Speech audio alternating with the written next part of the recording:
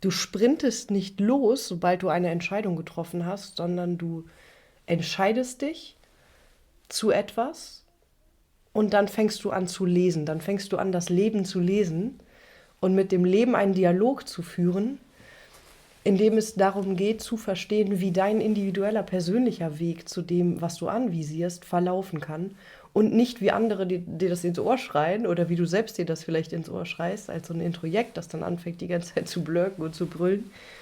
Ähm, und dich da nicht drin verhaspelst, irgendwelche super künstlichen Ansprüche zu erfüllen, sondern dass du darauf hörst und lauschst, wie das Leben mit dir spricht, dass du deinen individuellen Weg zu dem findest, worum es für dich geht. Und dabei kann es passieren, dass du vergisst, dass du ein konkretes Ziel hattest. Das fühlt sich ein bisschen vertrackt. Dass du ein konkretes Ziel hattest oder was das genau war, auf dem Weg ein großes Abenteuer erlebst und dann plötzlich da landest, wo du dich irgendwann mal hingewünscht hattest. Aber erst in dem Moment, wo du da bist, fällt es dir wieder ein. So.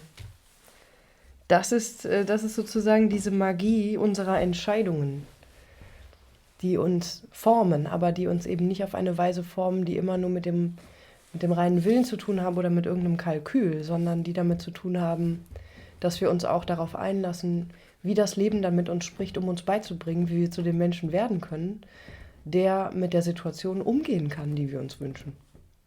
Wir könnten das Manifestieren auch so sehen, dass wir, da wir ja nicht die ganzen Geschicke des Kosmos immer so hinterschauen können, wenn wir meinen, dass wir etwas manifestieren und uns das gelingt, vielleicht einfach Vorfreude empfunden haben oder ein Vorgefühl empfunden haben oder eine Vision hatten oder was auch immer. Also, dass du im Grunde weißt, dass etwas passieren wird, aber du denkst, dass du dich aktiv dafür entscheidest und dann irgendwelche Sachen anwendest, damit das dann irgendwie passiert. Aber vielleicht hast du einfach geahnt, dass etwas Bestimmtes kommt und du freust dich darauf. Oder du spürst, dass etwas für dich gedacht ist.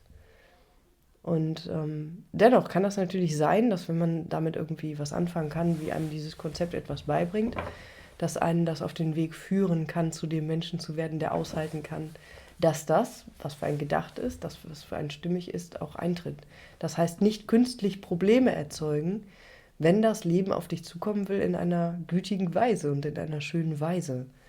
Es dann nicht abzulehnen, das ist die Kunst, es dann nicht zu sabotieren. Wer weiß, wie oft wir, wenn man es jetzt wieder andersrum denken will, irgendwas Tolles manifestiert haben, aber wir schlagen das halt irgendwie aus, weil wir Schiss kriegen, weil wir nicht daran gewöhnt sind, dass es schön verlaufen könnte. Also das ist das, wo ich beim Manifestieren irgendwie denke, die Krux ist so ein bisschen, dass man die ganze Zeit denkt, man muss die Zügel in der Hand halten und das kontrollieren und irgendwie sich einen Plan ausdenken, wie das dann irgendwie laufen könnte. Dass wir diese Lockerheit vergessen oder dass wir vergessen, dass das Leben vielleicht auf eine andere Art und Weise uns erzählt, wie das, was wir uns wünschen, im Leben übersetzt wird. Und es geht darum, auch erkennen zu können, wie das dann anders passieren kann. Und das ist vielleicht genau das, was dich mehr die Person oder der Mensch, Person ist auch immer ein komisches Wort, aber was dich mehr der Mensch sein lässt, als den du dich vorgestellt hast, in einem Wunsch, der eine konkrete Form hatte, von dem du dachtest, dass es dich so fühlen lässt, wie du dich fühlen willst. Nur so viel dazu, wie sehr sich dieses Thema des Manifestierens, zumindest in meiner Birne, immer von selbst auseinander nimmt. Die Frage ist auch, macht dich das dann überhaupt glücklich? Würde es dich überhaupt glücklich machen, alles kontrollieren zu können oder jeden Wunsch irgendwie dir erfüllen zu können? Wie todeslangweilig ist das eigentlich, wenn das so wäre?